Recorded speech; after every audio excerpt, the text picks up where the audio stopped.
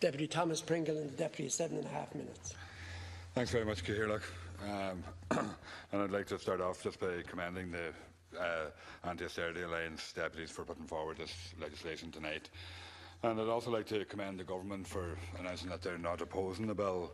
However, I would urge you, Minister, to make sure and to resist the temptation that the bill sits forever at committee stage and ends up dying with the stall as it comes to a close. I think it's a surprising turn by the government, which has repeatedly stated that it could not delete Section 37 due to constitutional issues, and instead advocated that it should be amended. And while this bill amends Section 37, it replaces it with wording that makes it clear that discrimination on any grounds is unacceptable by religious organisations or bodies under the direction or control of a religious organisation. It will be illegal to give less favourable treatment on gender, marital status, family status, sexual orientation, religion, age, membership of the traveller community, disability grounds, or on the grounds of race. In essence, the bill presents a cultural move away from the notion that public service providers such as schools, hospitals and clinics are institutions which hold a special privilege when it comes to applying the principles of equality. We have deemed the marriage institution as incapable of discriminating LGBT relationships, and now it is time to extend that protection to other institutions. The bill addresses the wider issue of the relationship between the Church and the State. The Catholic Church is still the patron to almost over 90% of Ireland's primary schools. And Ireland is essentially experiencing a crisis in education provision, providing only one option for parents, and one which includes an ethos not reflective of the multicultural and modern society we see today. I want to focus on the consequences of this section on education, and particularly on children in the schools that are affected by this. A very important point to make is that while the section discriminates potential employees or current employees at least have the freedom to move. Children have less mobility, physically and emotionally. They do not have the freedom to question authority, to hold authority to account, or pick and choose where they feel they would be best educated. So it is imperative that we provide them with the safest, most inclusive environment in the schools that they attend. This is only possible if the education institution's ethos itself is inclusive, promoting diversity and equality. And currently this is not reflected through the management of our educational system. The parish priest still effectively manages the Board of Management of National Schools.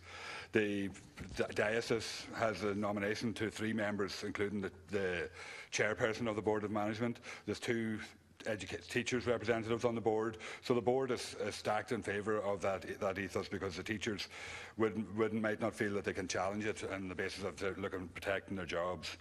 Now, I'm a member of a board of management myself in my own local school in Killybegs, and I must say that the school has a very inclusive ethos, and it works very well, and the board of management does work on that basis, and there's never been any issues of question of inclusion or anything like that there in the school. But at the same time, the legislation is still there in the background, and it's often talked about this, I hate the word, but the chilling effect that it has on people, and that's something that we have to deal with.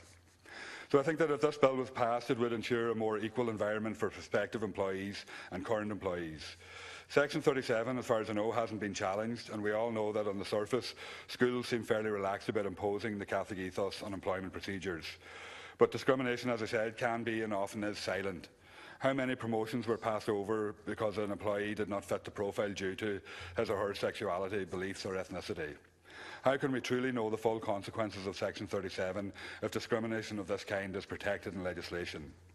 The enactment of this bill would ensure a more equal environment for children and the students who attend the schools affected by it.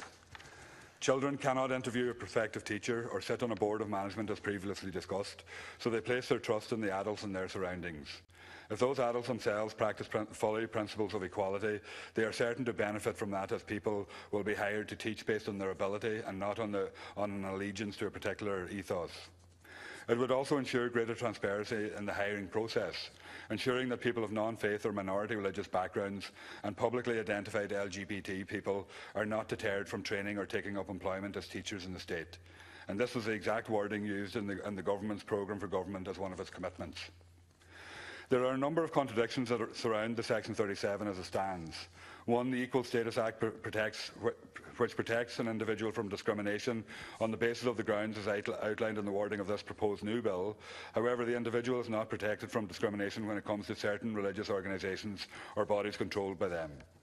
The original bill is also in contradiction with the Department of Education's own anti-bullying action plan, which promotes a transparent, accessible approach to reporting bullying with the full engagement of the Board of Management of Schools. To add to the contradiction, there are competing rights involved, including freedom of religion, freedom of assembly, right to privacy and right to earn a living, freedom of expression and conscience, and the right to freedom from harassment and discrimination. The constitutional obligation on the state to vindicate the personal rights of citizens is also included and has caused division in approaches to this section. Again, I want to stress that the right to education, something I've pursued in my own economic, cultural and social rights bill, is a fundamental right our children deserve. But they are lost among the competing rights because for some reason we don't see them as citizens. But we can't forget that they are. So long as the government outsources its education provision to the church, the patronage system will view education as an indoctrination of teachings and a religious ethos. And this bears a heavy weight on LGBT children. The legacy of such teachings has chilled the environment enough to halt or restrict the experience of childhood and its transition into adulthood. And this has restricted many teachers also. As the INTO has indicated, 90 teachers have come out as LGBT and predict that many more may come out in the wake of the marriage referendum success. We cannot resist the fact that in many parts of the country, although not all, there is a growing demand for non-denominational education. Emigration, both inward and outward, has taken part in the transformation of our monocultural society. With children coming from many different backgrounds, we need to ensure that they are all equal in the eyes of the state, and this can only be done if our education system is an equal one. I would like to take this opportunity to thank Belong To, and especially its director, Michael Barron, an organisation which has campaigned on Section 37 for the past 12 years, and which has seen this issue come and go throughout previous governments. Belong To have also been involved in 4 other private members' bills that have come through the Dáil and the Seanad, attempting to address what we are trying to do again today in Section 37, but to no avail. I welcome the fact that the government has not declined its support, but this time urge it to keep Section 37 on the agenda. I would also urge the Department of Education to maintain a strong focus on the implementation of its action plan on anti-bullying in schools. Greater resources are needed to make sure it is effective in every school across Ireland. And now that the government has identified areas to tackle homophobic bullying in primary and post-primary schools, it needs to ensure its application and monitor the success of its take-up. And I would appreciate if the government could indicate any plans it has to review that implementation and to assess the effectiveness of the plan as well. Thank you.